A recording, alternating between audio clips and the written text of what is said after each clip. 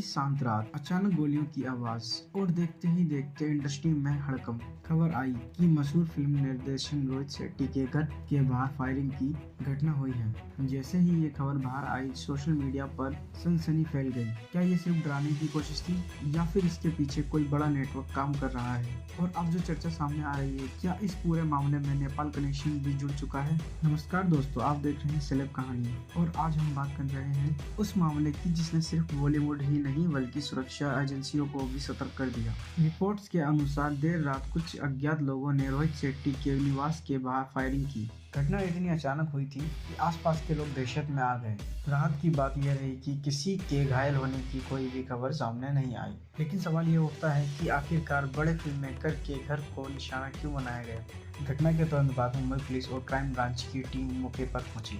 आसपास के CCTV footage खंगाले, सुरक्षा गार्ड से पूछताछ हुई, इलाके की घेराबंदी कर दी गई। शुरुआती जांच में यह सामने आया कि हमलावर बेहद प्लानिंग के साथ आए थे और घटना को अंजाम देकर तेजी से फरार हो गए। जांच जैसे जैसे आगे बढ़ी, कुछ ऐसे डिजिटल सुराग मिले जिन्होंने केस को नया मोड़ दे दिया। सूत्रों का दावा है कि कुछ संदिग्ध कॉल रिपोर्ट्स और ऑनलाइन गतिविधियां ऐसे नंबरों से जुड़ी मिली जिनकी लोकेशन नेपाल सीमा के आसपास ट्रैक की गई।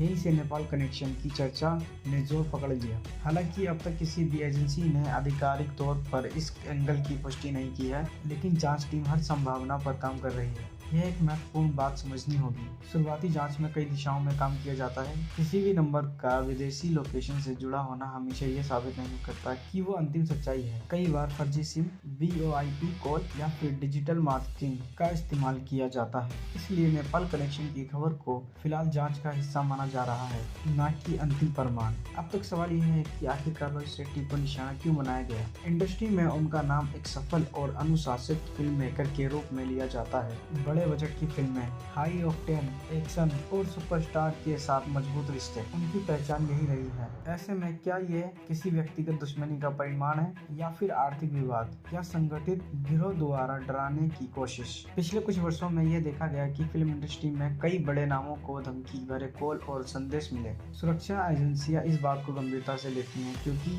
सेलिब्रिटी सिर्फ एक व्यक्ति नहीं बल्कि वह एक ब्रांड होते हैं। उनकी सुरक्षा में चूक का असर व्यापक हो सकता है। सूत्रों का यह भी कहना है कि कुछ स्थानीय संगठनों से पूछताछ की गई। पुलिस ये पता लगाने की कोशिश कर रही है कि क्या हमलावरों को इलाके की पहले से ही जानकारी थी या फिर किसी ने अंदर की सूचना दी। क्या यह रैकिंग के बाद की गई कार्रवाई थी? हर एंगल पर बारीकी से काम हो रहा है। सोशल मीडिया पर इस घटना को लेकर तरह तरह की प्रतिक्रियाएं सामने आ रही है। कुछ लोग इसे गैंग वॉर से जोड़ रहे हैं तो कुछ इसे महज एक अफवाह बता रहे हैं। वहीं कई फैंस रोहित शेट्टी और उनके परिवार की सुरक्षा को लेकर चिंता जता रहे हैं। कई यूजर ने सरकार और प्रशासन को हाई प्रोफाइल व्यक्तियों की सुरक्षा बढ़ाने की मांग की। इसी बीच रोहित शेट्टी की ओर से कोई भी आधिकारिक रूप से बयान सामने नहीं आया है और ये चुप्पी भी कई सवाल खड़े कर रही है। हालांकि ऐसे मामलों में जांच पूरी होने तक सार्वजनिक बयान सीमित रखे जाते हैं ताकि जांच प्रभावित न हो। नेपाल कनेक्शन की चर्चा ने मामले को और भी गंभीर बना दिया है। अगर वाकई में सीमा पार से जुड़ा हुआ एंगल सामने आता है तो ये सिर्फ एक आपराधिक घटना नहीं बल्कि राष्ट्रीय सुरक्षा से जुड़ा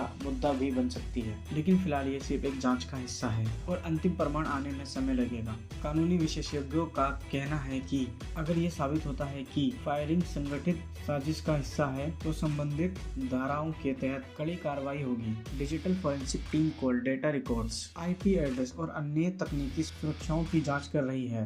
आज के दौर में अपराधी तकनीक का सहारा लेते हैं, लेकिन जांच एजेंसी भी उतनी ही तकनीकी रूप से सक्षम है। यह भी संभव है कि जांच के दौरान तस्वीर पूरी तरह से बदल जाए। कई बार शुरुआती सुराग भटकाने वाले होते हैं, इसलिए जब तक पुलिस आधिकारिक रूप से किसी भी एंगल की पुष्टि न करे किसी निष्कर्ष पर पहुंचना जल्दबाजी होगी। इस पूरे घटनाक्रम ने एक बार फिर से सवाल खड़ा कर दिया है कि क्या हमारे सेलिब्रिटीज प्राप्त सुरक्षा में हैं? क्या उनके निवास की सुरक्षा व्यवस्था पर्याप्त है? क्या धमकियों को समय रहते हुए गंभीरता से लिया जाएगा? दोस्तों, हर चमकती हुई जिंदगी के पीछे जोखिम भी छिपा हुआ होता है। स्टारडम जितना बड़ा होता है, जिम्मेदारी और खतरे भी उतने ही बढ़ जाते हैं। लेकिन हमें एक जिम्मेदार दर्शक और नागरिकों के रूप में अफवाहों से दूर रहना चाहिए और आधिकारिक जानकारी का इंतजार करना चाहिए। फिलहाल जांच जारी है। पुलिस हर एंगल पर काम कर रही है। नेपाल कनेक्शन हो या कोई स्थानीय साजिश, सब सामने जरूर आएगा। हमारी कोशिश ये है कि हम आपको वास्तविक और संतुलित जानकारी दें, ना कि सुनी। अगर आपको ऐसी ही ट्रेंडिंग और गहराई से जुड़ी हुई खबरें पसंद है,